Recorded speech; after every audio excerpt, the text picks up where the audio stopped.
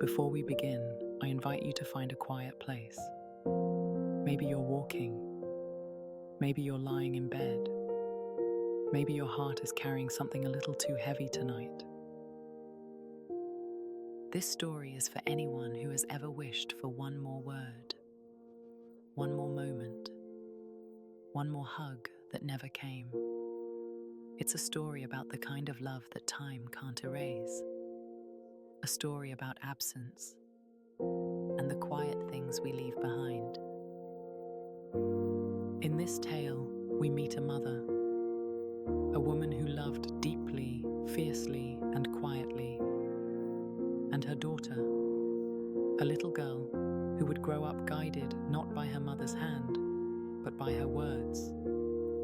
Words carefully sealed in envelopes, for birthdays, for milestones, for heartbreaks, for joy. Each letter was a thread, woven into a life the writer would never see but believed in anyway. This is letters to a future she'll never see.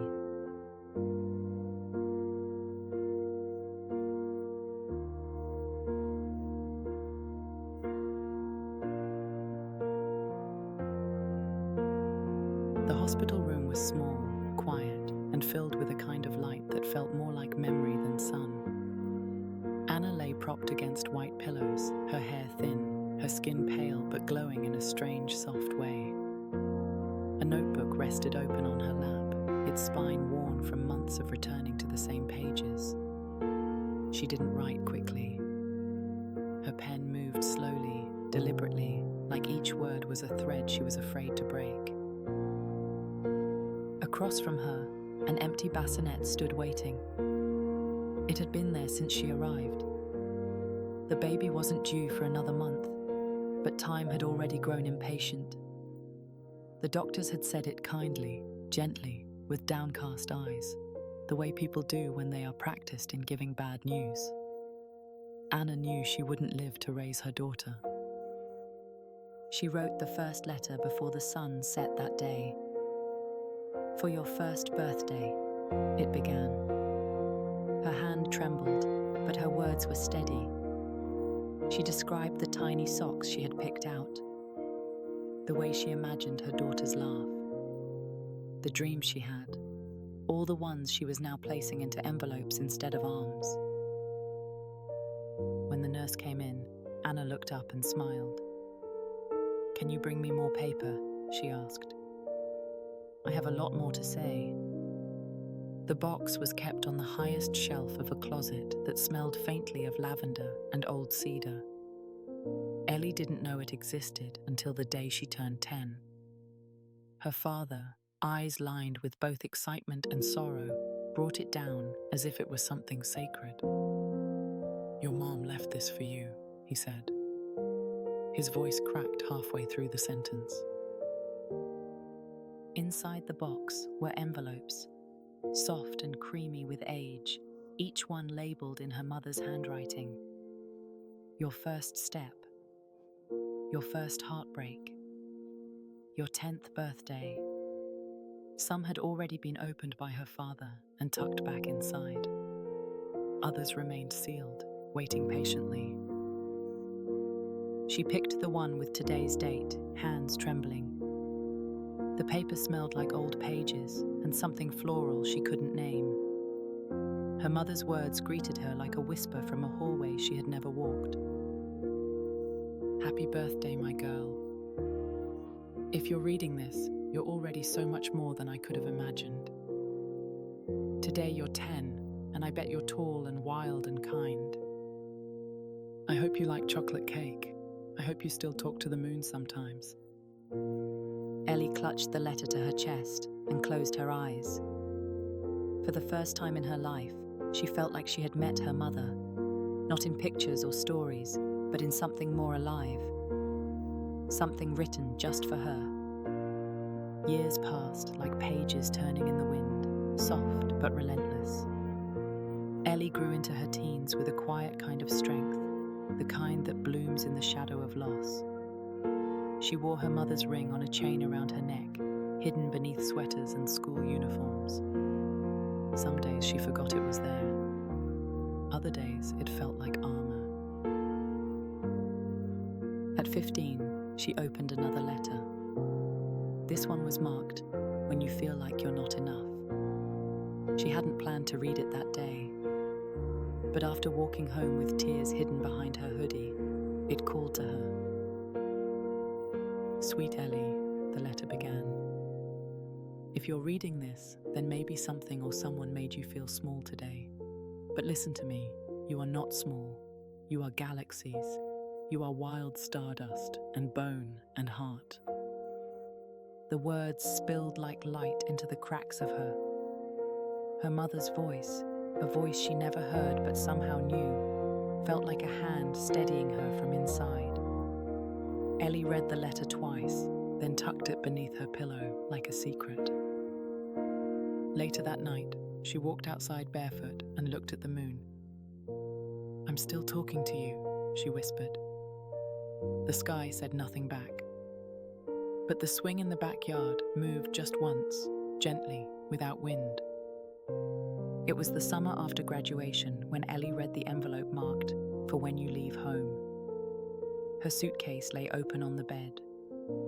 A tangle of clothes, books, and nerves spilled across the room like it had all happened too fast.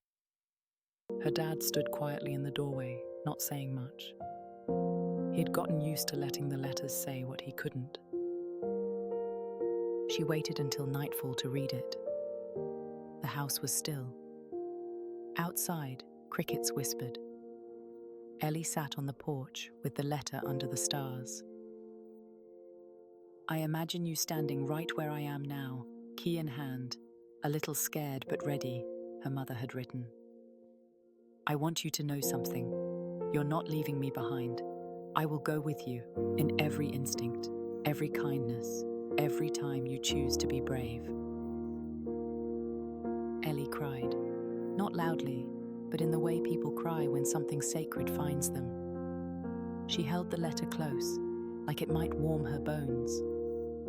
Her mother's handwriting had become her compass, a map to places they'd never share, but still, she wasn't lost. In the morning, as the car pulled out of the driveway, Ellie looked back only once. The sun caught the corner of the window just right, and for a moment, she could almost see a figure on the porch, smiling, waving, as if goodbye was never really the end. The envelope for your wedding day stayed sealed for years. Ellie had found it once, tucked beneath others, and quickly buried it back into the box like it was too heavy to hold. Love had come and gone. College sweethearts who faded. Late-night crushes that dissolved with morning. But one day, under the soft light of an autumn afternoon, someone stayed. And so, the envelope came out. She read it the night before her wedding in a room full of laughter and flowers. But when the door closed and the quiet settled, Ellie sat alone with the letter on her lap. "If you're holding this, then love found you," it began. "I hope it feels like home. I hope it's gentle and safe and makes your heart bigger. Don't look for me in the crowd tomorrow, but know that I am in every step you take down that aisle." Tears slid down Ellie's cheeks, but she smiled through them. She imagined her mother tucking the letter into its envelope all those years ago, hopeful, brave, aching with the love she couldn't give in person. And still, somehow, giving it all the same. The next day, as Ellie walked down the aisle, the light filtered through the trees just right. And even though the seat in the front row sat empty, her heart didn't feel alone. The final letter was labeled simply, "When you become a mother." Ellie waited years to open it. She kept it hidden in the back of the box, untouched even as other letters wore soft at the edges from being read over and over. And then, one quiet winter night, with a newborn asleep against her chest and the world reduced to a single slow breath, she reached for it. Her hands trembled more than they had on her wedding night. not from sadness, but from the weight of something sacred. The air around her felt different, like the room had remembered something she had forgotten. "Ellie, my beautiful girl," the letter read. "You're a mother now. Can you believe it? The little heartbeat I once felt is now listening to yours. You'll be tired, you'll be scared, and you'll do it anyway, because that's what love does." Ellie's tears soaked the paper as she read. Her baby stirred slightly, then settled. She felt her mother everywhere, in the hush of the room, in the rhythm of her breath, in the miracle of being two generations held together by one voice. "When you sing to her, sing one of mine," the letter ended. "When you comfort her, remember how deeply you were loved. That love does not vanish with time. It waits, it watches, it becomes you." That night, Ellie sang. Not perfectly, not confidently, but with a voice that carried 2 lifetimes of love. And as her daughter slept, the past and the present held hands, wrapped in lullaby, sealed in memory.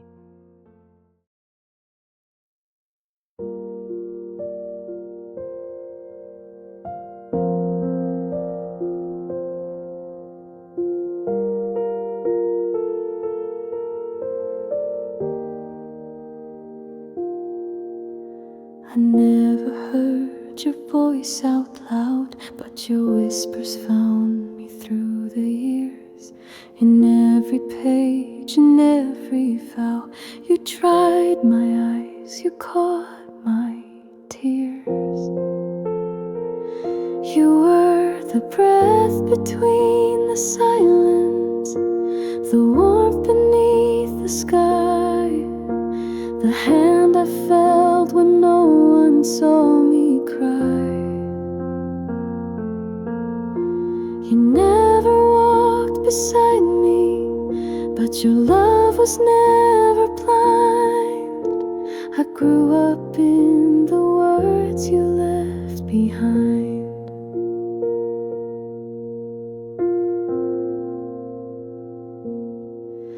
From bedtime tales to wedding days, you lit the dark I couldn't see.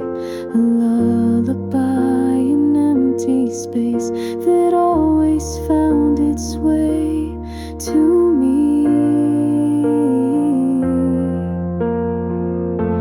You were the breath between the silence, the warmth beneath the sky, the hand I felt when no one saw me cry.